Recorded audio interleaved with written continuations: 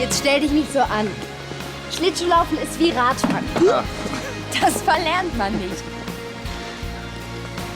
Ich möchte nicht, dass wir uns wegen Isabel streiten.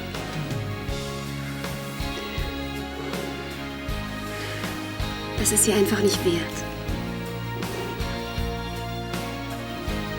Außer dir haben mich hier alle angeguckt, als wäre ich ein Schwerverbrecher. Aber du kannst doch jetzt beweisen, dass du nicht geklaut hast. Scheiß drauf. Warum denn? Warum willst du unbedingt weg? Weil man mir woanders auch ohne Beweise glaubt. Die Bande! Achtung, die Bande! Ich hatte dich gewarnt.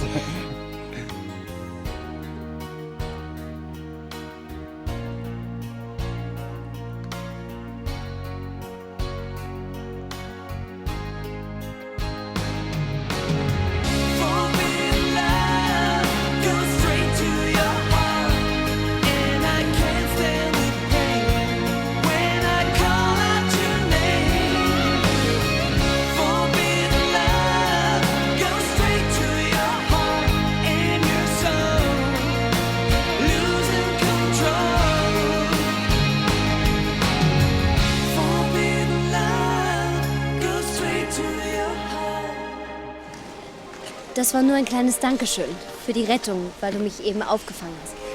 Wenn ich dir aber zu nahe getreten bin, dann... Habe ich das gesagt?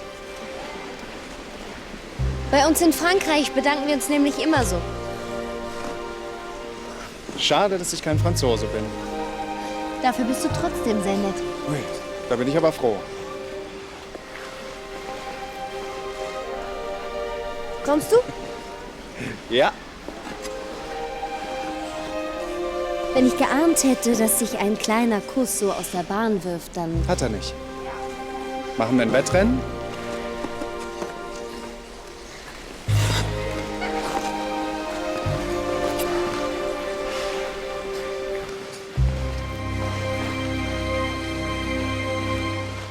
Andi, überleg dir das bitte nochmal. Warum belaberst ausgerechnet du mich? Für dich bin ich doch die größte Niete, die in Düsseldorf Lara hat rumläuft. sich bei dir schon entschuldigt. Ach, und wenn irgendwo ein Nagel fehlt nächste Woche, dann hält sie garantiert mich für den Dieb. Genau wie Daniel auch. Das ist Quatsch. Jeder wird erfahren, dass du die Flex nicht geklaut hast. Und damit ist die Sache doch erledigt. Aber kapierst du es nicht? Ich kann mit niemandem zusammen wohnen oder ein Bier trinken gehen, der mich mal für einen Dieb gehalten hat. Also mehr als entschuldigen tue ich mich nicht, nee. Willst du nicht wenigstens warten, bis die beiden Bauarbeiter überführt worden Oh, sind? das ist mir doch scheißegal, ob Jörg und Stefan auffliegen. Du hast ihretwegen deinen Job verloren. Auf dem Bau zu arbeiten, das war eh nicht mein Lebensziel. Olli, gut, dass du Nein. uns alle möchtest. Vergiss es. Ob ihr mich jetzt alle voll, aber das ist mir scheißegal. Ich gehe meine Kohle von Herrn Brandner holen, dann bin ich hier weg.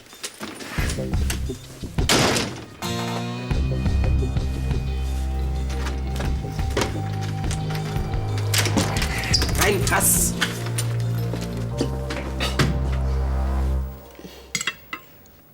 Wollen wir dann noch ein bisschen am Rhein entlang bummeln? Gerne. Ich bin froh, dass wir uns wieder zusammengerauft haben. Ich hole eine neue. Danke.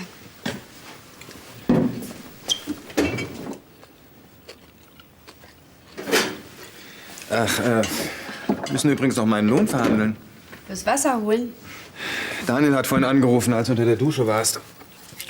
Er muss morgen für seinen Baseballverein arbeiten. Kann deshalb die Frühschicht nicht übernehmen. Und da du leider zum Zahnarzt musst, habe ich mir gedacht, ich spring einfach ein. Okay. Dass ich dafür Geld haben will, war natürlich ein Scherz. Nein, du kannst ruhig was haben. Das ziehe ich dann Isabel von ihrer Gewinnbeteiligung ab. Bitte? Sie ist einfach auf und davon, ohne auch nur eine Sekunde an die Kneipe zu denken. Jule, wir wissen weder, wo Isabel ist, noch wie es ihr geht. Und du denkst ans Geld. Aber machst du dir eigentlich gar keine Sorgen um sie? Können wir dieses Thema vielleicht einfach lassen? Und? Ist er noch hier? Er sucht seinen Ausweis. Wir haben ihn stundenlang belabert, aber er will immer noch weg. Alles andere hat mich auch gewundert. Fehlt ja nur noch Tom. Hey, es tut mir wirklich leid. Den Text hatten wir schon. Andi. Warum nehmt ihr euch kein Blatt Papier und schreibt das Wort Entschuldigung drauf? Dann könnt ihr alle unterschreiben und dann muss ich mir denselben Scheiß nicht immer andauernd anhören. Wo willst du denn jetzt hin? Zerbrich du dir mal nicht meinen Kopf. Bitte bleib hier. Jetzt lass ihn, das macht doch jetzt keinen Sinn. Komm, Komm, er kriegt sowieso noch Geld von Arno. Bis er das hat, muss er eh in Düsseldorf bleiben. Toll, und dann?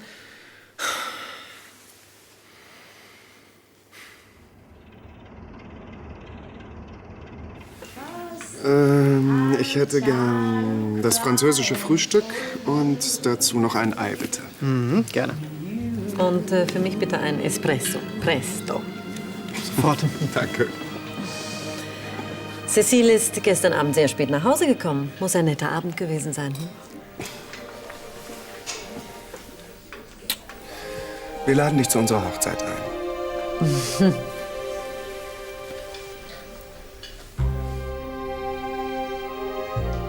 Was ist denn los? Du bist so seltsam.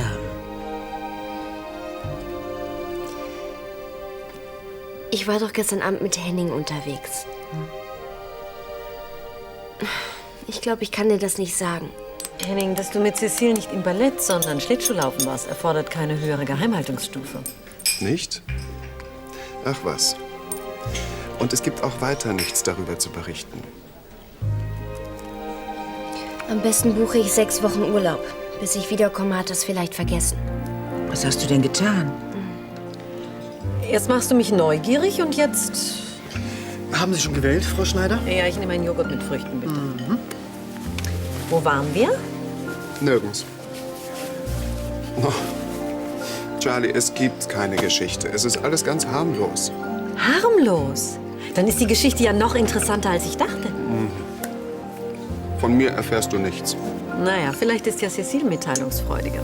Sie hat bestimmt Lust, heute mit mir zu Mittag zu essen. Oh, das tut mir aber leid. Denn sie ist schon mit mir verabredet. Wir reiten aus. Und jetzt tu mir den Gefallen und gib endlich Ruhe, ja?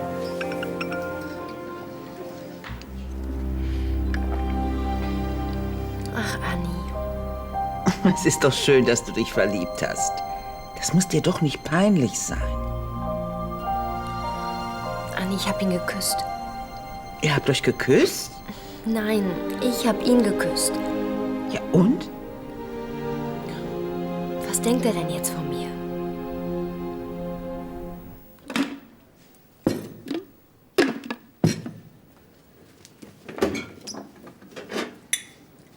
Oh, Lukas. Sag mal, gibst du mir noch die Schlüssel vom No Limits? Soll ich erstmal mit mir frühstücken? Jule, ich bin doch schon spät. Aber das ist doch meine Kneipe.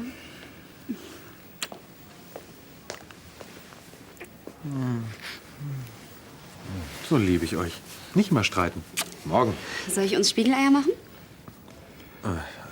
Jederzeit gern, aber ich muss weg. Tja, ich leider auch. Daniel hat gesagt, der Getränkelieferant kommt heute Vormittag. Na, der Tag fängt ja toll an. Die Schlüssel sind vorne in meiner Jacke. Okay. Tschö. Tschüss. Soll ich uns beiden Tee machen? Jürchen, ich muss in die Firma. Da brennt's wirklich wegen der Bildergeschichte von Maries Papa, weißt du? Ja, ich weiß, das ist wichtig, aber wir haben schon lange nicht mehr zusammen gefrühstückt. Du hast dir recht.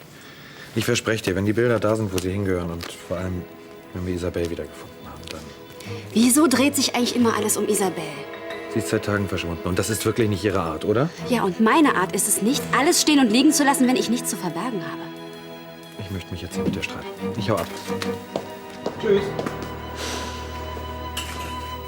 Schließlich bist du in ihn verliebt. Das entschuldigt alles.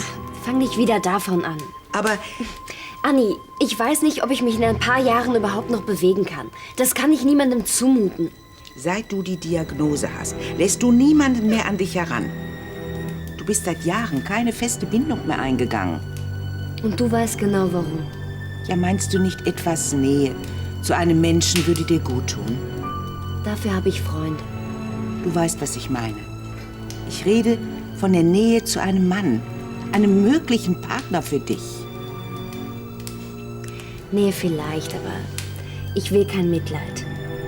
Willst du ewig alleine bleiben? Warum machst du es dir denn so schwer? Im Gegenteil, ich mach's mir leichter. Angenommen, aus Henning und mir wird was. Und ich erzähle ihm dann von meiner Krankheit. Ich wüsste doch nie, ob er wirklich aus Liebe mit mir zusammen ist oder nur aus Mitleid.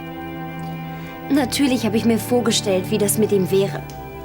Aber ich kann das nicht zulassen.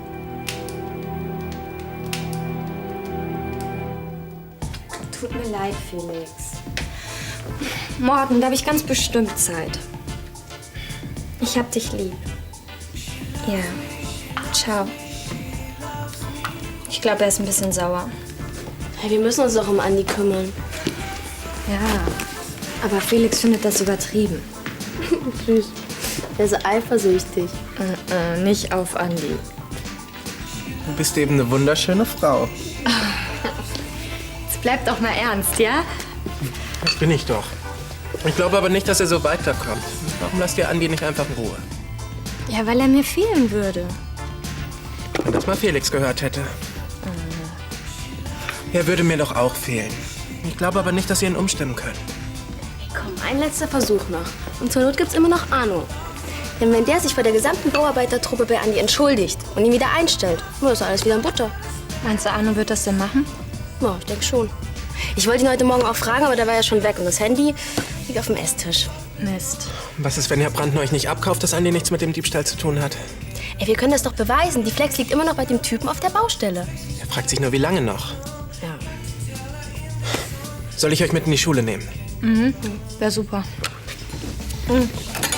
Falls Andi im Bistro auftaucht, schickst du mir eine SMS und sag Daniel Bescheid, ja? Versprochen. Ich find's übrigens sehr lieb, dass ihr euch so um Andi kümmert. Irgendwie müssen wir es den Typen zeigen. Das sind 8 Euro, bitte. Was ist denn? Die sind auch teurer geworden. So eine Unverschämtheit. Was halten Sie eigentlich davon? Ich bin hier nur Aushilfe. Danke. Hey Simon, Hi, was machst du denn hier? Ich spiele ja den Punching Ball für Eurohasser. Ja, mit der Umstellung sind die Preise ein bisschen aufgerundet worden. Das macht das so gut wie jeder. Öffentliche Einrichtungen, Banken, Geschäfte. Jeder will abkassieren. Willst du was trinken? Ja, Cola. Wieso hast du hier? Nur bis heute Nachmittag. Daniel hat keine Zeit. Jule ist beim Zahnarzt. Ja, und Isabel?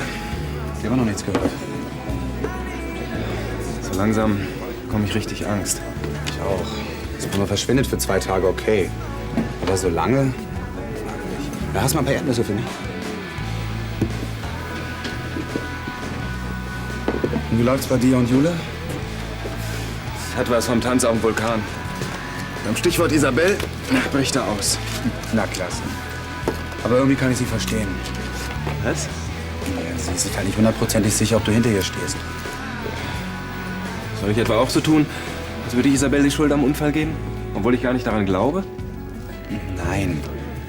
Ich habe ja auch gehofft, dass sie einlenkt. So geht es auf jeden Fall nicht weiter mit euch. Wenn man endlich diesen Kerl finden würde, dann wäre alles wieder in Ordnung. Was eure Beziehung angeht, vielleicht. Aber Jule muss auf jeden Fall eine Therapie machen. Also ich spreche sie nicht mehr darauf an. Ich weiß ja, wie sie das letzte Mal ausgeflippt ist. Ich schaue nach meinem Hausbesuch noch mal bei ihr vorbei, okay? Ja, und da habe ich auch wieder ein wunderschönes Kostüm neulich in der Boutique gesehen. Ist ja wunderbare Boutique um die Ecke. Ganz genau. Ja Klar, wir trinken Champagner. Die beiden bedienen ja wohl ich. Aber nur in deinen Träumen. Ha, du stehst eh nur auf Männer. Zeitweise. Das sage ich Tom. Der muss nicht alles wissen. Kriege ich jetzt die beiden oder nicht? Pass auf, wir knubbeln's aus. Gut, best of 3. Einverstanden. Also, Bitte los. 1-0. Nochmal. Schnipp, schnapp. Ach, ihr Süßen, ich komme. Ja, viel Spaß. Hallo? Hi. Hallo, Olli. Habt ihr nichts zu tun? Doch. Wir können uns nur nicht entscheiden, wer welchen Tisch übernimmt. Gibt's was Neues von Isabel? Soll ich erst mal fragen, wie es mir geht? Aber sicher. Aber ist doch klar, dass ich mir Sorgen mache, wenn sie einfach so verschwindet. Sie hätte nicht abhauen müssen, wenn sie nichts zu verbergen hätte. Siehst du das nicht ein bisschen zu einfach? Nein, das finde ich nicht. Ich habe auch gedacht, du hättest wenigstens Verständnis dafür. Bereit für unseren Ausritt? Oh, das habe ich ganz vergessen. Oh. Und jetzt sag nicht, du hast schon was anderes vor. Doch, ich bin mit einem Jockey verabredet. Eins meiner Pferde startet nächste Woche bei einem Rennen. Und der Jockey hat sich ein Bein gebrochen. Aber wenn er sich ein Bein gebrochen hat, kann er doch sowieso nicht reiten. Wieso willst du dich dann mit ihm treffen? Ich meine natürlich den neuen Jockey. Den muss ich ja erst einweisen. ist natürlich was anderes. Zumal das Rennen schon nächste Woche ist. Es tut mir leid, ich muss los. Ja. Dauert es denn so lange mit dem Jockey? Ja, wir können ja ein anderes Mal ausreiten. Klar. Ich rufe dich an.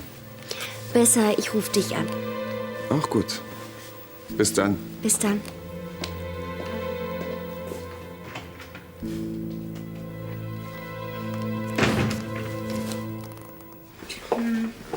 Meinen Sie, dass Arno Andi wieder einstellt? Wenn seine Unschuld bewiesen ist, mit Sicherheit. Das mit den Beweisen wird aber eng. Jörg und Stefan wollen die Flex noch heute Abend verticken. Ja, warum geht ihr denn nicht einfach zur Polizei?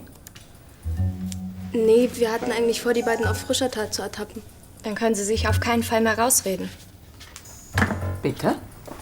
Hey, sag mal, ihr wollt doch wohl nicht etwa Detektiv spielen? Ja, irgendwie müssen wir Andi doch helfen. Ja, aber doch nicht, indem ihr euch selber in Gefahr bringt. Was soll denn bitte groß passieren? Ja, wir sind keine Kinder mehr. Lara, keine Alleingänge. Frau Brandt. Okay, okay. Wir unternehmen nichts. Versprochen.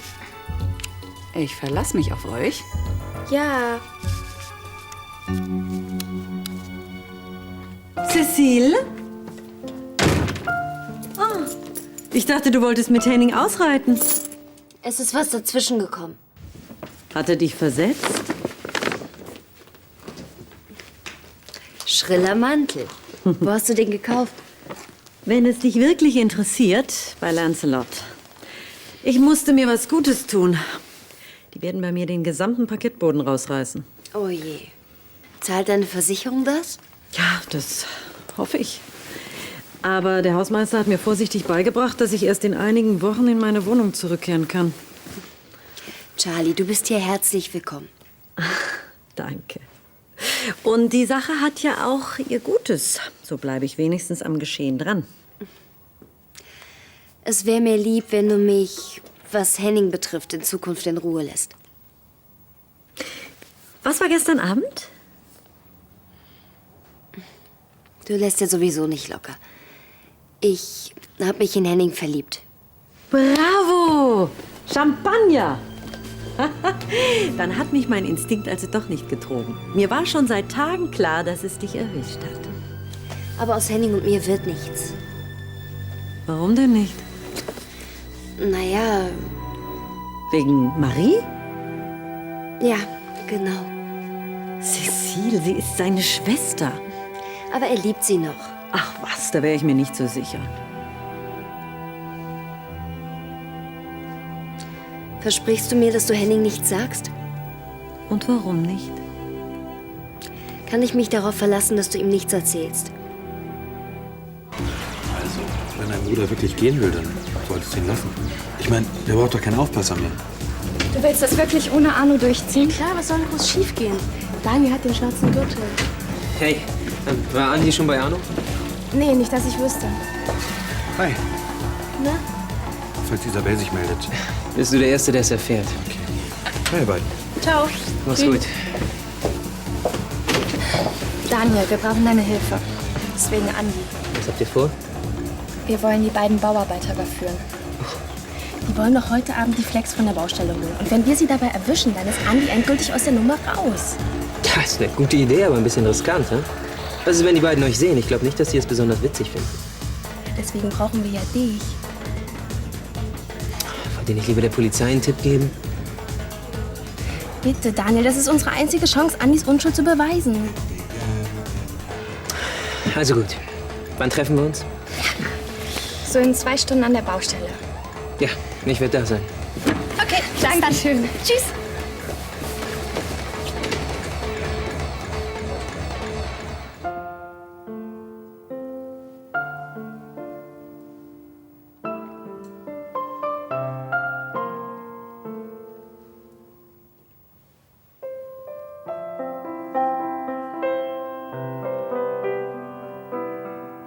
Wenn ich mir eine kleine Anmerkung erlauben darf. Wenn Sie die Hände etwas anders hielten, klänge es vielleicht harmonischer. Ihr wagt es, Kritik zu üben?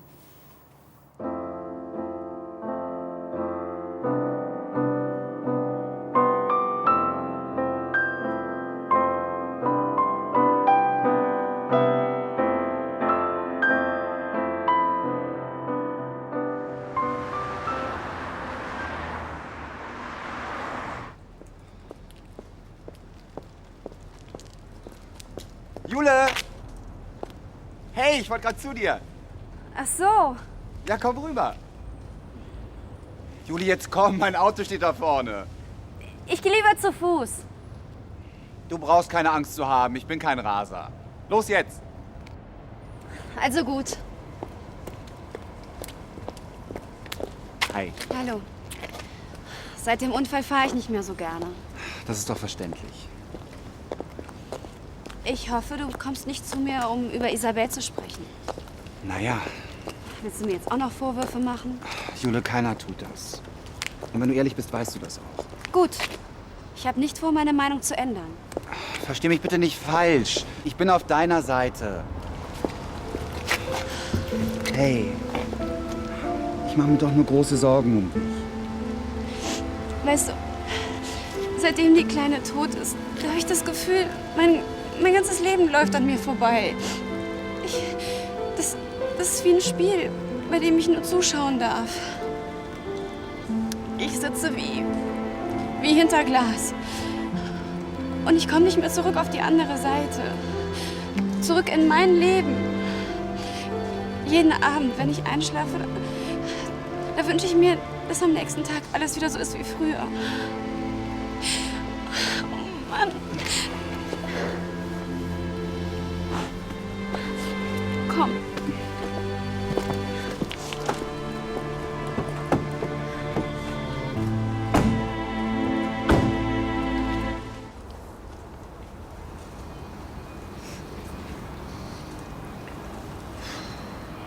Und langsam könnte Daniel echt mal auftauchen.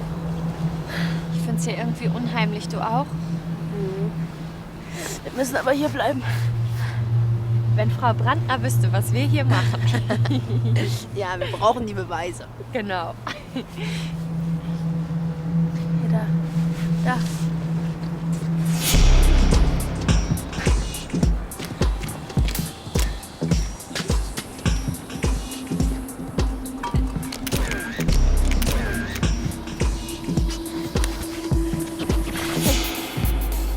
Was war das? Scheiße! Los, komm! Was machen wir jetzt? Nein! Was? Weg hier! Los! Weg! Weg! Los! Weg hier! Ach, wen haben wir denn da?